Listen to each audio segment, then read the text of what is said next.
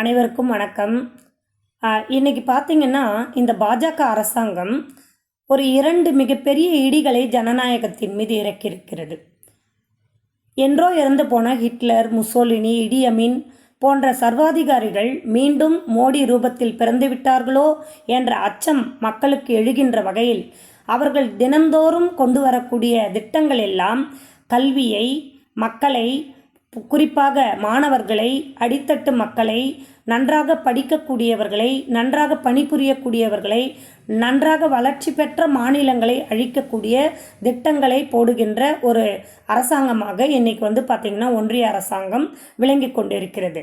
எப்படி சொல்கிறேன்னு சொன்னேன்னு பார்த்திங்கன்னா, இன்றைக்கி தொகுதி சீரமைப்புன்ற பேரில் மக்களை சீரழிக்கக்கூடிய, இந்தியாவை சீரழிக்கக்கூடிய, குறிப்பாக தமிழகத்தை சீரழிக்கக்கூடிய நாசக்கார வேலையில் இன்றைக்கி பாஜக அரசாங்கம் இறங்கி இருக்கிறது. இன்றைக்கி 39 தொகுதிகள் தமிழ்நாட்டில் பாராளுமன்ற உறுப்பினர்கள் வெற்றி பெற்றிருக்கிறார்கள்.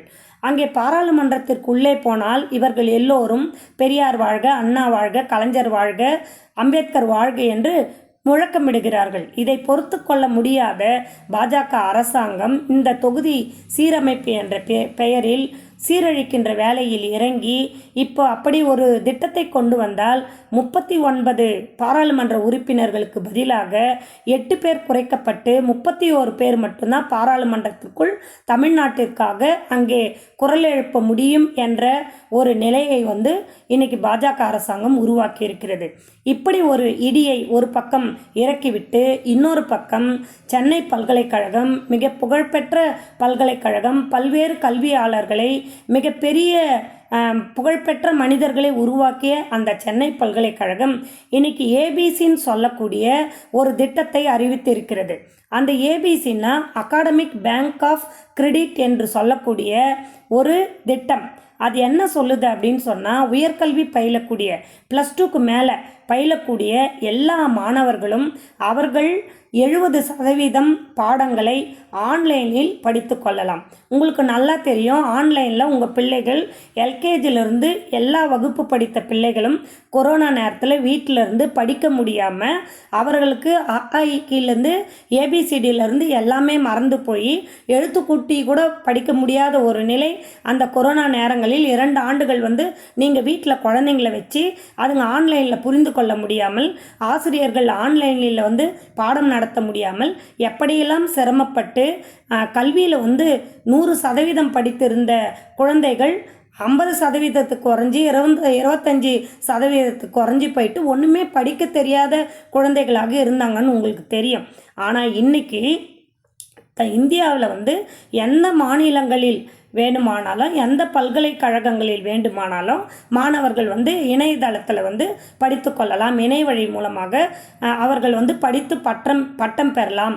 ஏங்க, இவங்க வேலை கொடுக்குறவங்களா இருந்தால் பரவாயில்ல, கல்லூரிகளை கட்டி நல்ல அகாமடேஷன் வசதிகள் அவர்களுக்கு கொடுத்து அவங்களுக்கு இன்ஃப்ராஸ்ட்ரக்சர்லாம் போட்டு நல்ல பேராசிரியர்களை போட்டு பாடத்தை நடத்துவாங்க. இதையெல்லாம் வட மாநிலங்களில் எதிர்பார்க்க முடியாது. தமிழ்நாடு, ஆந்திரா, கர்நாடகா, கேரளா போன்ற மாநிலங்களில் பார்த்தீங்கன்னா மிக நல்ல கல்லூரிகள், நல்ல தரமான கல்வியை வழங்கக்கூடிய கல்லூரிகள் இங்கே இருக்குது. அதனால் என்ன பண்ணுறாங்கன்னா, அரசு கல்லூரிகளில் படிக்கக்கூடிய மாணவ மாணவிகள் அவர்கள் பயன்பெறக்கூடாது, உயர்கல்வி பெற்றுவிடக்கூடாது, பட்டங்களோடு அவர்கள் தெருவிலே நடக்கக்கூடாது, உயர் பட்டங்கள் பெற்று நல்ல ஒரு டாக்டராகவோ, என்ஜினியராகவோ, வழக்கறிஞராகவோ, இல்லை ஒரு பேராசிரியராகவோ அவர்கள் மிக உயர்ந்த பதவிகளை வகிக்கக்கூடாது என்ற குறுகிய நோக்கத்தோடு இன்றைய ஒன்றிய அரசாங்கமானது இப்படிப்பட்ட ஏபிசி என்று சொல்லக்கூடிய மிக கல்வியினுடைய தரத்தை குறைக்கக்கூடிய வகையில் இந்த ஒரு திட்டத்தை கொண்டு வந்திருக்கிறது. இதை மக்கள் கண்டிப்பாக எதிர்க்க வேண்டும். இது அடுத்தடுத்த போராட்டங்களை செய்யக்கூடிய வகையில் தேசிய கல்விக் கொள்கை, மும்மொழி கல்விக் கொள்கை, அதே போல் புதிய கல்விக் கொள்கை என்ற ரூபத்தில் பார்ட்டாக மாணவர்களை வஞ்சிக்கின்ற ஒரு அரசாங்கமாக இன்றைய மோடி அரசாங்கம் விளங்கி கொண்டிருக்கிறது. அதை மாற்றி அமைக்கின்ற வகையில், சீரமைக்கின்ற வகையில் இன்னைக்கு நம்முடைய மாண்புமிகு முதலமைச்சர் மு.க. ஸ்டாலின் அவர்கள் அறைகூவல் விடுத்திருக்கிறார். அவர் பின்னால் அனைவரும் அணிவகுப்போம். நன்றி, வணக்கம்.